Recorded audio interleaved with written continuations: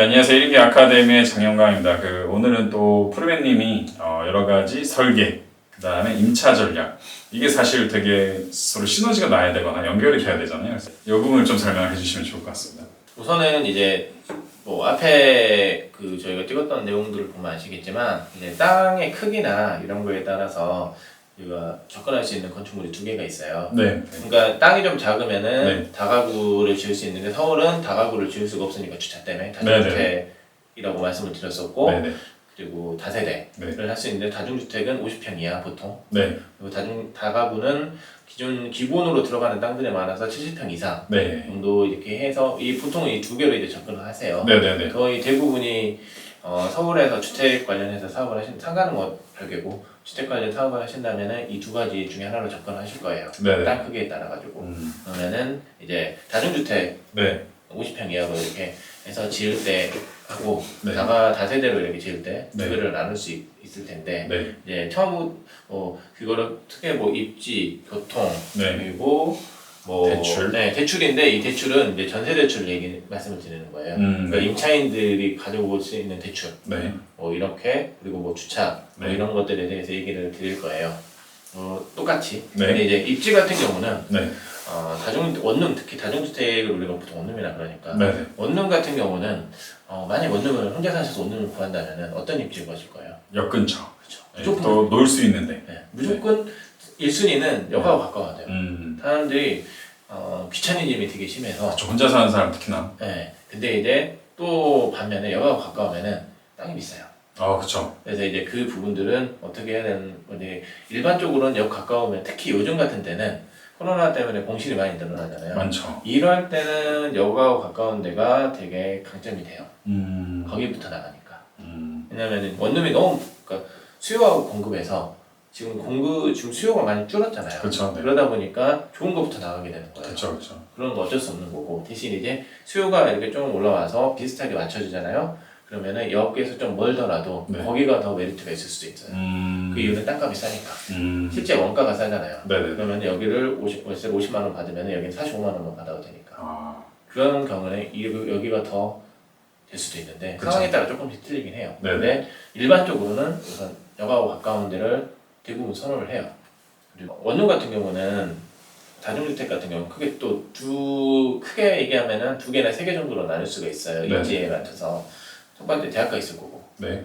그 다음에 직장인들 많은데, 그쵸. 여의도. 네, 있을 수 있고, 치고 빠지는 데가 또 있어요. 어디냐면은 산업단지 만들 때 거기서 인부들. 네, 인부들이나 이런 사람들 숙식해야 될 곳이 있잖아요. 네네. 필요하잖아요. 그때 이제 다가구 주택을 잠깐 지어가지고, 그리고 이제 거기에서 계속 근무하시는 분들도 있고, 산업단지 네네네. 있잖아요. 그럼 그분들이 거주를 하셔야 되니까 그렇게 해서 한 3개 정도는 낮아요. 근데 산업단지 쪽은 접근하시기 힘들 거니까 그렇죠. 보통은 뭐 역세권, 그러니까 직장인들 수요, 네. 아니면은 대학생 수요, 둘 중에 하나로 가시는 거예요. 근데 지금 대학생도 사실은 많이 없어져서 그렇죠. 좀 줄었겠네요. 그쪽이 좀 많이 힘들죠. 어쨌든 그런 식으로 접근하시면 될 것 같고, 다중주택은. 네네. 이제 입지. 다중주택의 입지는 그 정도고요. 네. 그리고 이제 그래서 다세대. 우선은 지하철 역세권, 네. 여기 중요한 거, 그게 이제 기본인 거고. 네네. 근데 상황에 따라서는 여기서 좀 멀더라도 땅값이 싸면은 그쪽에 하시는 것도 메리트가 있을 수 있다. 네. 어차피 수요하고 공급이 비슷하거나 수요가 더 많아지면은 오히려 거기가 더 유리하겠죠. 그렇죠. 네, 가격이 싸니까. 그런 거고, 그 다음에 이제 또 고민을 해보셔야 될 게, 그러면은 건물을 사든 짓든 네. 어느 정도 월세하고 전세 비중을 맞추실 거 아니에요. 네네네. 그러면 이제 어떻게 하실 건지 그 전략도 좀 생각을 해보셔야 돼요. 그쵸. 예를 들어서 다중주택엔 좋은 게 뭐냐면은 청년 대출이라고 네. 카카오나 이런 데서 1.5%로 네. 전세 대출 나오는 게 있고요. 그다음에 중소기업 대출이라 그래가지고 1.1%. 음. 유튜브 치면 되게 정보가 많은 거예요. 네. 중소기업 대출. 네, 1.1%라서 엄청 싸요. 1억까지 네네. 이런 거 있고, 디딤돌 디딤돌 대출. 대출 뭐 이런 것들이 있거든요. 그러면은 이런 것들을 이용하면 전세를 좀 많이 받을 수 있어요. 한 1억 4, 5천 아닌가요? 원룸이 보통 5평 기준으로 네. 한 평당 전세는 한 2천. 그러니까 5평 정도면 1억 정도까지. 좀 더 크면은 뭐 1억 2천, 1억 3천. 1.5룸 같은 경우 1억 5천도 받고요. 그게 뭐 시장 가격이 한 80%, 90%까지 나오는 걸로. 90% 80%. 80%. 네, 80%까지 나오기 때문에 자기 돈이 뭐 2천만 원만 있으면은 1억짜리를 전세로 살 수 있네요. 네. 그런 식의 그런 것들이 있기 때문에 이제 사업성 분석하실 때 이제 그런 것들을 좀 어느 정도 전세를 넣어서 내가 뭐 투자금을 좀 회수를 하고 어느 정도 월세를 넣어서 네. 뭐 여기에 대해서 이렇게 할 건지 이런 것들에 대해서 고민하실 때 이런 대출 정도를 좀 알아놓고 가시면은 그렇죠, 좋죠. 대충 그걸 하실 수 있어요. 네. 그리고 주차. 1인 가구들 요즘에 다 차들이 많아가지고 네.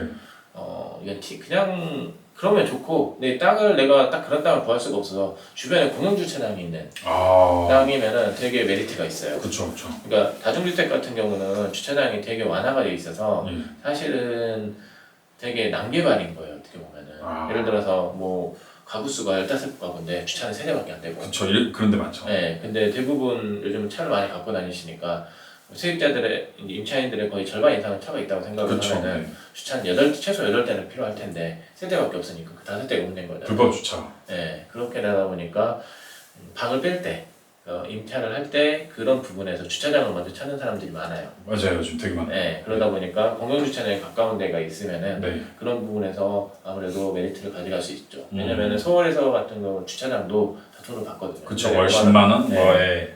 그러니까 다중주택에 거주하시는 분 같은 저 같은 경우는 5만 원씩 주차비를 받거든요.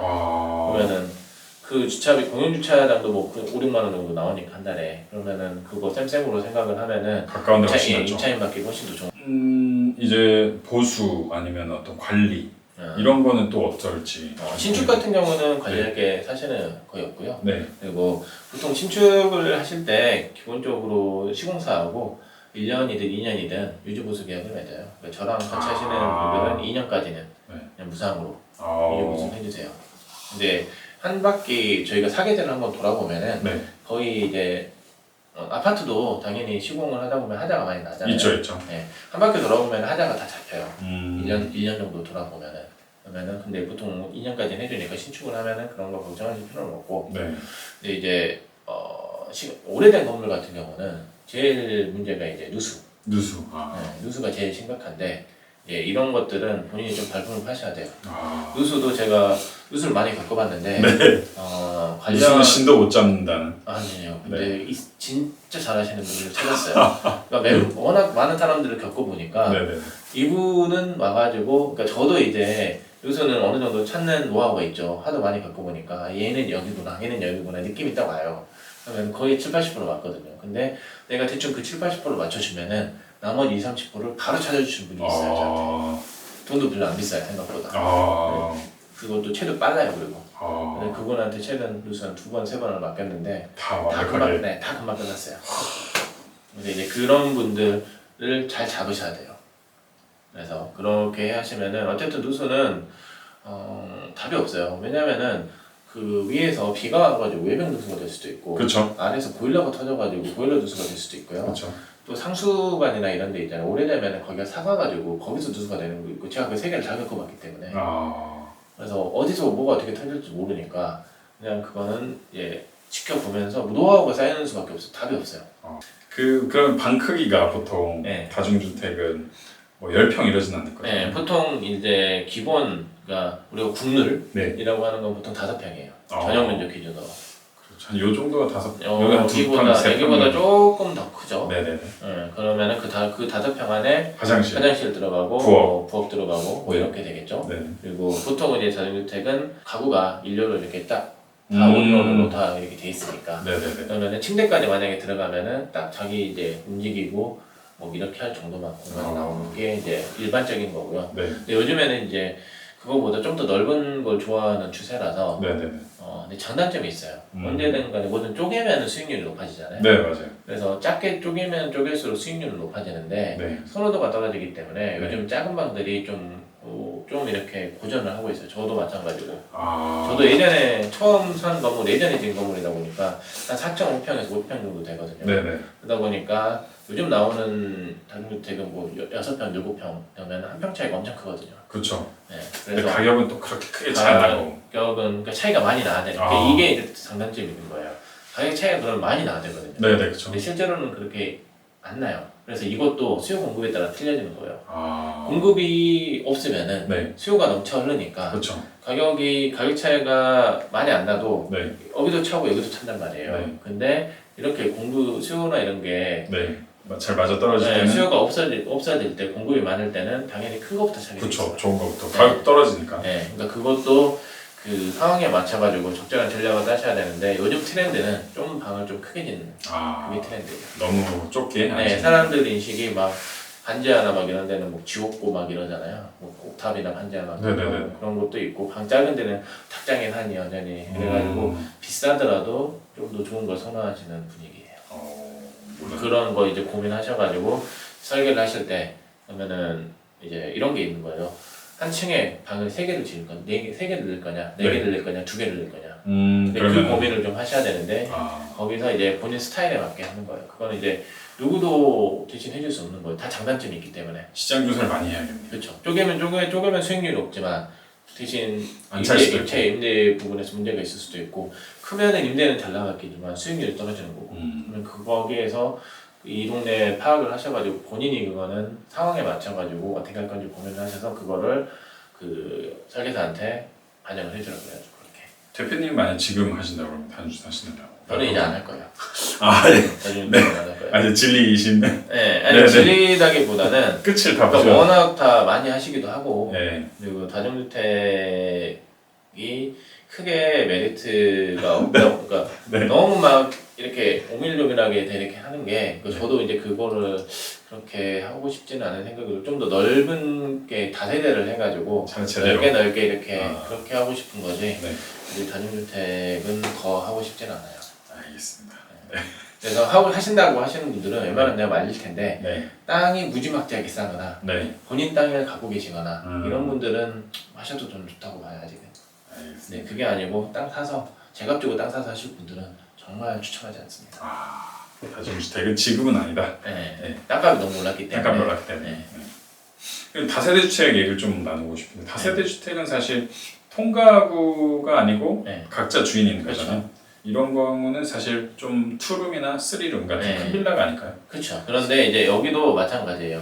다세대 주택은 이것도 똑같이 교통 부분부터 얘기를 하면 네네네. 다세대 주택은 아무래도 초역세권이 아니어도 차가 있을 것 좀 같아요. 덜해요. 네. 네, 차가 있는 것도 있고 가족 단위이기 때문에 초등학교 근처. 네, 초등학교 근처 오히려 그런 좀 주거 전문으로 되는 데 있잖아요. 그러네요. 조용한 동네. 네. 그 동네가 오히려 더 괜찮을 수도 있어요. 그러네요. 네, 그래서 그런 동네는 어쨌든 땅이 좀 더 쌀 거 아니에요. 그쵸. 역세권보다는. 그래서 오히려 그런 부분에서 좀 찾으시면 될 거예요. 이것도 무조건 물론 여기 가까우면 좋긴 한데 네. 어쨌든 이런 것도 있다라는 거죠. 그러니까 네. 다세대를 사시는 분들을 생각하시면 돼요. 거의 사회초년생, 네. 아니 신혼부부, 네. 아니면 아이 하나 정도 있을 때 그때 잠깐 살다 아파트 살기 전에 잠깐 있다가 네. 가는 그런 분들이니까 네. 그런 수요에 맞춰가지고 생각을 하시면은 교통은 뭐 아주 그렇게 좋지 않아요. 네, 너무 꼴짝이는 문제가 되겠지만 여기에서 뭐 걸어서 15분이나 아니면은 뭐 마을버스 타고 뭐 5분 이내면은 별 의미는 없어요. 근데 원룸 같은 경우는 이분들은 되게 귀찮은 집이에요. 그쵸. 네. 우선은 마을버스 타는 것도 귀찮아. 그쵸. 네. 그냥 여기서 걸어서 그냥 집에까지 빨리 갔으면 좋겠어. 그쵸. 한 10만 원 비싸더라도. 네, 그러니까 워낙 일하고 와서 피곤한데 굳이 막 마을버스 타고 그렇게 들어가고 싶지 않고 그냥 여기서 가까운 쪽으로 거죠. 그래서 그런 차이는 좀 있어요. 근데 여기는 이제 다세대 같은 경우는 일반적인 가구 구성이다 보니까 그러니까 좀 그런 건 덜해요. 어떤 부분은. 그러면 아까 다중주택은 청년주택, 네. 중소기업 대출이 있었는데 여기는 네, 주민불 대출이나 그 신혼부부 뭐 전원 대출이나 아, 예. 이런 것들 특화된 대출을 좀 이용하셔야 돼요. 아, 그러니까 이거는 원래는 임차인이 알아서 해야 되는데 네. 요즘에는 임차인 구하기가 힘드니까 내가 다 알아봐주고 네, 임대인들도 다 이런 거 이런 지식이 있으시면 좋아요. 네이버에 근데 쳐놓더라고요. 신혼대출 가능, 디비트 네, 대출 가능. 그렇죠. 그건 이거 보통 중개사들이 많이 하긴 하죠. 아. 네, 중개사를 똘똘한 중개사를 쓰면 네네네. 진짜 그분이 알아서 다 하긴 그쵸, 하는데 그쵸. 근데 내가 나도 이제 중개사 알아야. 알아야죠. 이런 대출이 있고 이런 걸로 들어올 수도 있다. 그렇죠. 이런 거죠. 그래서 그런 것들이 있고요. 그다음 뭐 주차 같은 경우는 보통 다세대 같은 경우는 뭐 두 세대당 한 대 최소한 두 세대에 한 대 아니면 한 세대당 한 대 이 정도는 들어가야 되니까 좀 문제는 덜하긴 해요. 다중주택보다는. 네, 근데 이제 가능하면 요즘은 다세대도 한 세대당 한 대 정도는 넣어주는 분위기예요. 그래야지 사람들이 처음 임차가 살아보니까. 들어오니까. 네. 그러다 보면 그래야지 사람들이 뭐 임차를 하든 분양을 하든 이게 주차장이 숫자가 안 맞으면은 아예 안 자기들끼리 싸울 거 아니에요. 그렇죠. 네, 누구는 주차를 하고 누구는 못 하고 이런 문제가 발생하니까 보통 좀 한 세대당 하나 정도는 넣어주는 분위기이긴 하죠. 그렇군요. 네, 근데 임대 정돈을 하면은 굳이 그렇게 안 맞추셔도 다 있지는 않아요. 차들이. 그렇죠. 거의 제가 볼 때 한 7, 80% 그러면은 한 10가구다. 그러면은 7개. 7개, 6개, 7개 정도면은 무난하게 돌아가긴 해요. 맞아요. 네, 맞아요. 그런 거 감안해가지고 설계하실 때 이제 그런 것도 들어가는 거예요. 왜냐면은 1층을 보통 필로티로 하는데 네. 주차를 7대 넣느냐 8대 넣느냐에 따라서 1층에 근린생활시설 넣을 수 있느냐 없느냐 이 차이가 있기 때문에 차를 주인 입장에서는 약간 불편하더라도 하나 넣는 게 그렇죠. 이제 그런 것들을 좀 고민을 해보셔야 되는 거예요. 수익성에 대한 부분에. 음. 그걸 이제 설계할 때 반영을 하는 거죠. 약간 빌라를 이제 보통 다세대라고 하는데 네. 맞습니다. 빨간 벽돌이 있는 그런 네. 데가 다세대, 약간 원조였고 이제 필로티로 넘어가고 있죠. 네.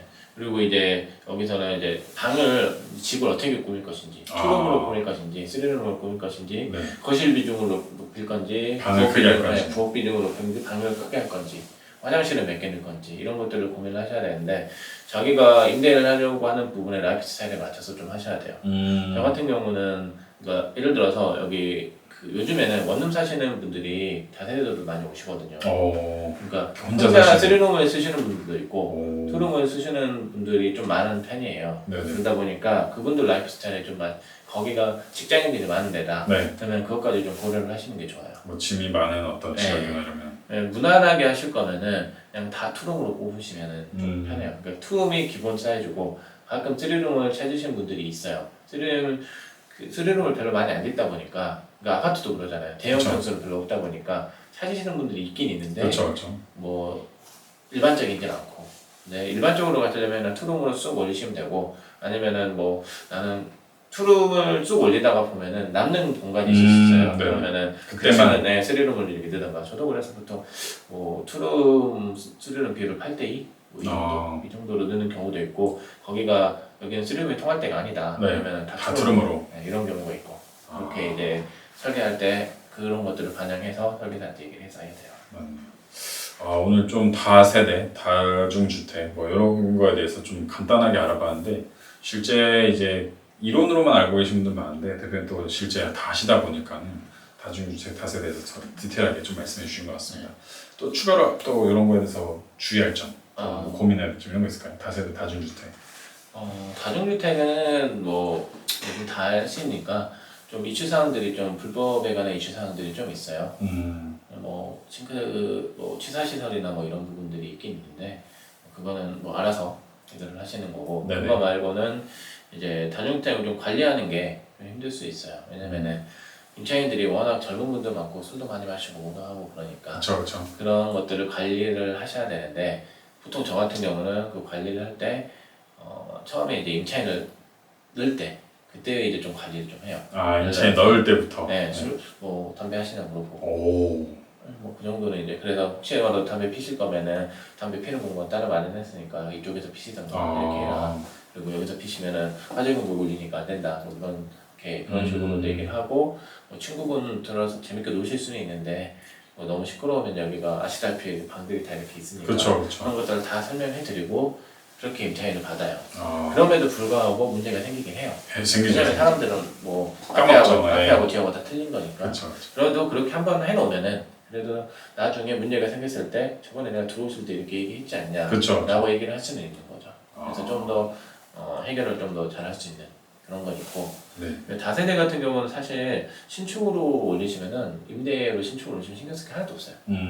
왜냐면은 주차 문제가 가끔씩 이제 주차장이 좁거나 그러면 그런 문제가 있을 수 있는데 그 외에는 그냥 가구들이 자기 집 살잖아요. 그렇죠. 본인들이 대충 다 알아서 하세요. 음. 그래서 다세대는 요즘에 그래서 제가 이제 다세대를 하려는 것도 그런 것들 때문에 관리하는 그러니까 것도 훨씬 더 편하고. 편하시니까. 예, 예를 들어 다중주택은 세대수가 많잖아요, 우선은. 그렇죠. 똑같은 그걸 했을 때 여기는 뭐 70평에 같이 했다 그러면은 같은 70평에 그럼 여기는 세대수가 뭐 20개, 여기는 10개 이래 버리니까 아무래도 10개 있는 데가 관리하기 훨씬 낫죠. 편하고 이분들은 또 가족들이 살다 보니까 알아서 본인들이 하시는데 혼자 살다 보니까 여자분 같은 경우는 뭐 하나 생기면은 이것도 안 돼요, 이것도 안 돼요 그렇죠. 이런 것들이 열받죠. 있으니까 네. 열 같지는 않은데 네. 어쨌든 하니까 네. 그런데 어쨌든 간에 신경 쓸 게 좀 더 많은 거고 그쵸. 여기는 좀 더 신경 쓸 게 없는 거고 뭐 이런 것들이 있죠. 네, 오늘 좀 짧은 시간 내에 다중주택 다세대에서 말씀해 주셨는데 실제 이제 대표님이 앞으로 좀 만드실 어떤 그 공간, 네. 뭐 물론 상가도 있고 뭐 네. 주택도 있겠지만은 거기에 빗대어서 또 앞으로도 근린생활 시설 네. 여기서 또 다음에 한번 또 말씀해 주시면 좋을 것 같습니다. 네. 네, 오늘 여기서 마치겠습니다. 감사합니다.